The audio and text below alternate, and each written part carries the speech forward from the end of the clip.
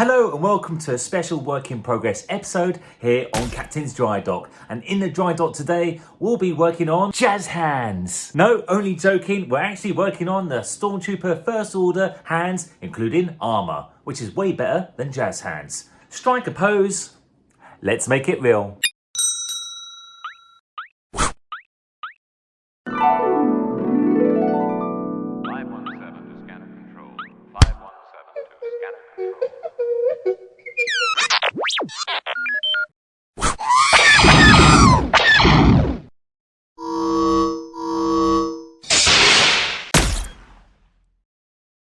Let's kick off with the gloves. Now, I've got two pairs here, but let me show you the first pair here. So these ones I bought a couple of years ago, way before actually getting hold of my Armour kit, because I thought these were so cool. Now, I bought these from a website called Imperial Boots. They don't just do boots, they also do gloves and other bits and pieces to do with the Star Wars cosplay community. And the quality is incredible. Let me just zoom in here. The stitching goes around these padded parts here, and it does mimic very much like a motorcyclist glove, other than the fact it doesn't have any hard parts to it. Also, it's made of different types of material. This feels like a leather or a pleather if it's fake, I'm not too sure. This is a very breathable synthetic material here, which is great if you're spending a day cosplaying or you're in a hot climate, and so your hands can breathe. And then you've got this massive elastic secured part which goes around your wrist. But the surprise when I got these was a fur inner lining. Now, for a cosplay part, it's all about the look rather than for the comfort. But this is super comfortable. So when I slip this on, oh, these are the most comfortable gloves I've ever worn. And bear in mind, I'm a motorcyclist, and I would say I'm a connoisseur of gloves, and these are so comfortable. In fact, you can do whatever you want with these gloves with absolute comfort and ease. Now, the issue is that I don't think that they sell these anymore at the time of filming. I'm not too sure if it's because they've discontinued them, because it's a lot of work that goes into this to actually get any profit out of it. I'm not too sure, but I'll give you the link down below if you want to check them out, or if you need to email them to ask.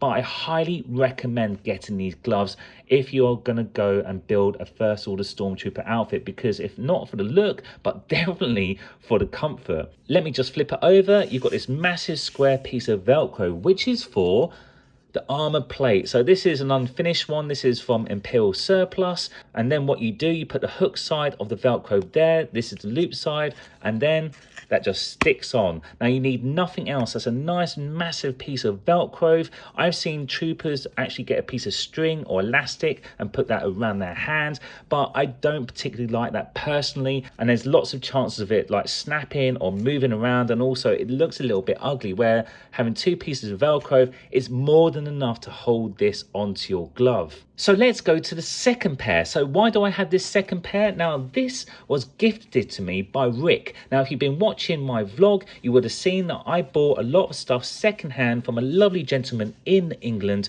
who got rid of his soft stuff. So the Under Armour, the gaskets, and also threw these in for free. And these, even though they look similar to the ones I bought a few years ago, they are slightly different. In fact, the stitching is slightly less quality. The leather doesn't feel the same. And also, when you look inside, it's just the bare material. It's not, there's no furry inner lining.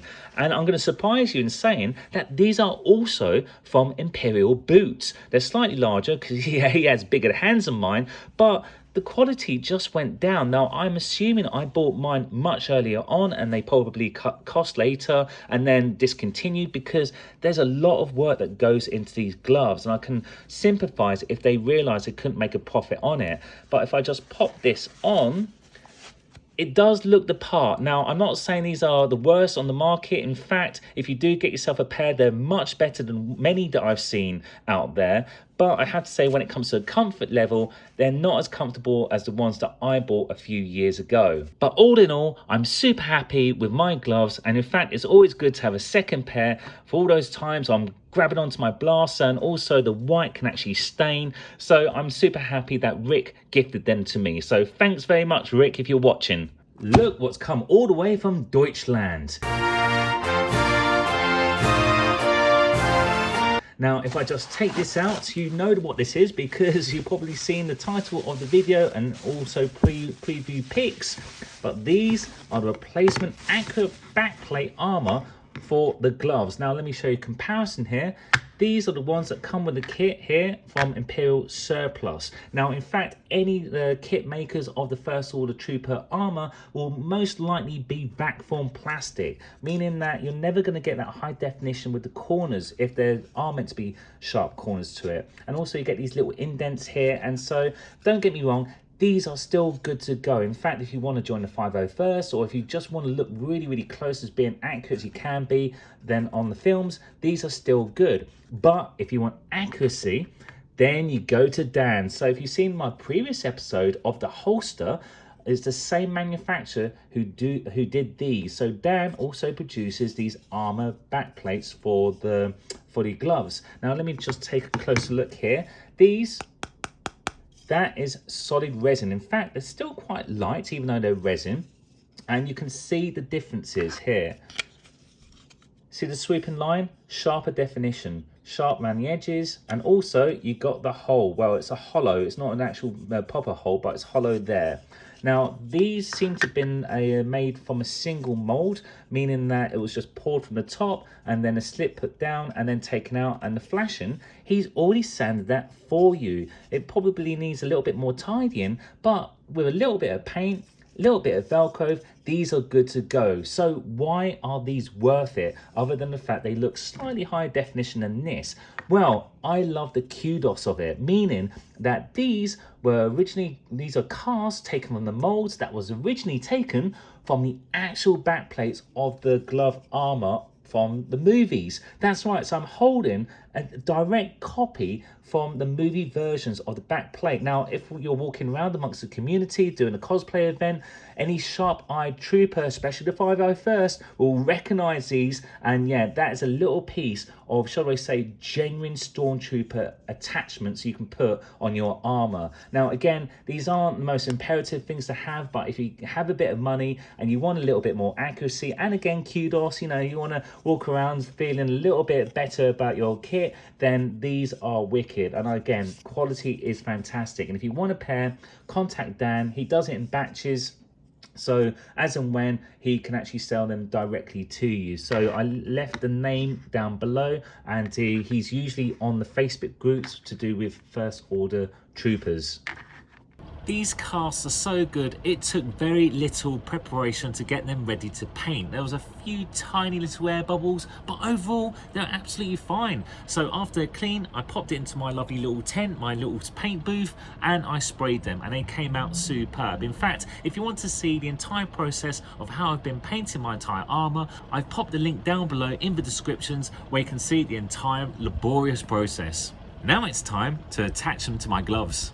Left overnight to dry, these have turned out superb. Now I'm going to add a little bit of T-cut to them to give that extra polish, but overall really good. Now I was actually going to paint the inside black just to give it a bit of a contrast, but I don't think I'll do that right now. But the next stage is to affix Velcro, because looking at the glove itself, as I've mentioned before, you've got the furry side, the loop side on the glove stitched in. And now what I need to do is affix, the hook side. So this is a piece of hook side about the same sort of size. I put some really sticky double-sided sticky tape on the back there. Now you can get pre-sticky Velcro, but this is all I had, and so this will be good enough. So all I need to do is, first off, I'll place it on top of here so I know that it's going to match up exactly to where the Velcro is on the glove. And once peeled off, then attach one of these. However, I need to make sure I've got the right one, because those holes match up to where your index finger is. So it's not this one, it's going to be this one. So there we go, just to see that. Not too sure what it's used for in the film, or if it's used at all, but it'd be nice to know if you can leave that in the comments down below. And that's it. And there's no problem if that's not exactly where it should be, because I can just now rip it all off, because now it's attached to the Velcro. There we go. And all I need to do is just pop that back on, and we're done. Easy as that. Now, I know some of you might be wondering, is it going to be sticky enough not to fall off as you're cosplaying?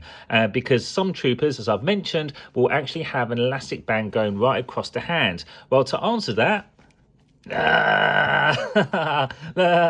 so as you can see, I'm shaking it really roughly here, and this is really firmly fixed. There's no way that's going to accidentally come off.